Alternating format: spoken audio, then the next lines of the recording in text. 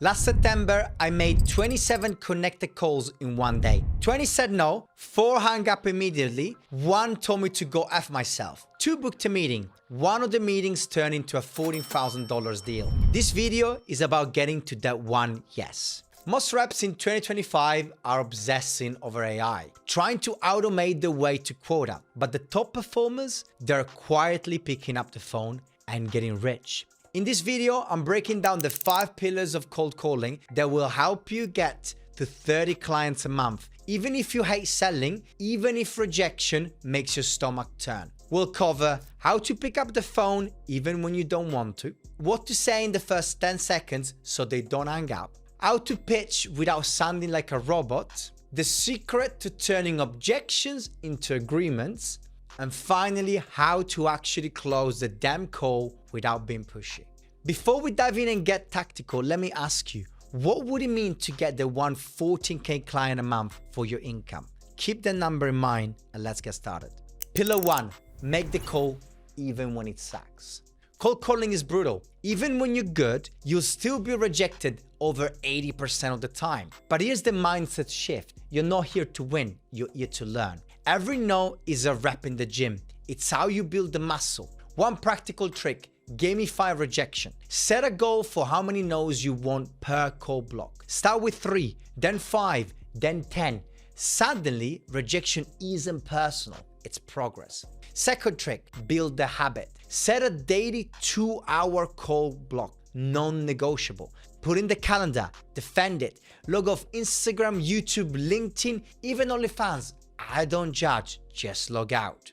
Do it in the morning, get the hardest part done first. Finally, quick warm up. Before you call, say your opener out loud 5 times. It'll flip your brain from anxious to action mode. Do the same for your pitch. Cold calling doesn't reward talent, it rewards consistency. Pillar 2, your opener. Most cold calls die in the first 10 seconds. Why? Because your prospect thinks, a salesperson. Your job? Flip that switch before they reach for the red button. If you have a good opener, they'll hang up less than 20% of the time. That means you'll pitch 80% of the time. Let me give you 3 solid examples. Neutral, the safest. Hello, John, we don't know each other. I'll take 30 seconds. If it's not relevant, you'll never hear from me again. Is that fair? Why does it work?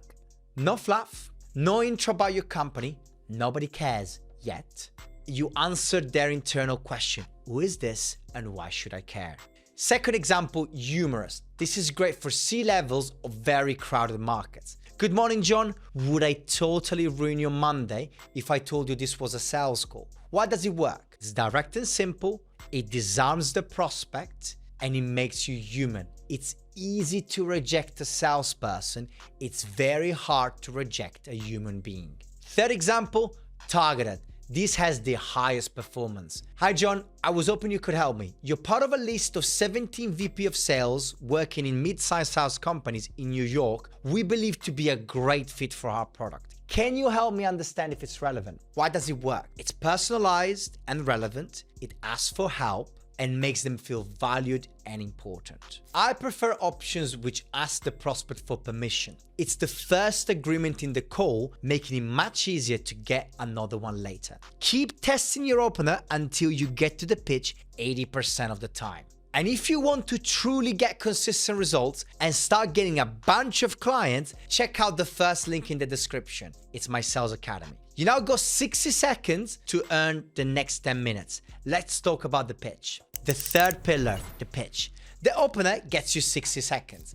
The pitch decides if you get 10 minutes. Let me ask you this. What's every person's favorite topic? Themselves. What's their second favorite topic? Their problems. So don't talk about how amazing your product is. Talk about the pain it removes. Scientifically speaking, removing pain is 2 to 3 times more motivating for the brain than chasing pleasure. You should use that. The secret is now getting them to talk about their problems. Here's the perfect pitch template. Our clients are VP of sales at mid-sized B2B SaaS companies in New York. They usually face one of 3 issues. Number 1, the reps are avoiding cold calling like it's the plague. Number 2, reps made the calls, but they're not converting to meetings. Or finally, the meetings are booked, but they're rarely converting to deals. This makes hitting quota and growing consistently a nightmare. But hey, you're probably gonna tell me you're 100% happy with sales performance and I just ruined your day. Why does this work? First, you lead with social proof by mentioning people similar to them. Second, you explain the problem in the prospect's language, which builds trust. And finally, you're getting them to contradict you when you say you're 100% happy. Now they're talking about their own problems. Once you start using this problem-based pitch, you will notice two main things. One, prospect will talk more. It'll make it easier to gather info. Secondly, they'll be more committed to action. They're bought into fixing the problem. In B2B sales, if there's no problem, people will not buy. So focus on them. And here's the truth. Your prospect might not even realize how much the issue is costing them until you make them say it out loud. That's when the conversation shifts from casual to critical. Pillar number 4, handling objections. Objections aren't the end of the call. They're the beginning of the real conversation. Most reps fear objections because they assume it's a hard no. It's not. In reality, an objection is just a concern wrapped in uncertainty. And if you know how to unwrap it, it becomes an opportunity to build trust, stand out, and move the call forward. The 3 fear responses most reps default to when they hear an objection. Number 1, freeze. You pause, panic, and stumble. Number 2, flight. You back down and rush to the next call. Number 3, fight. You start arguing, trying to win the point. None of these work consistently. In fact, they push the prospect away. A person persuaded against their will is of the same opinion still. Our goal is to get the prospect to change their own mind instead of you trying to persuade them. Step 1, accept the objection. What's the best way to end an argument with your wife? That's right, agree with her.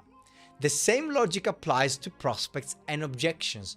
Don't argue, agree immediately, show empathy, validate their perspective. That's totally fair.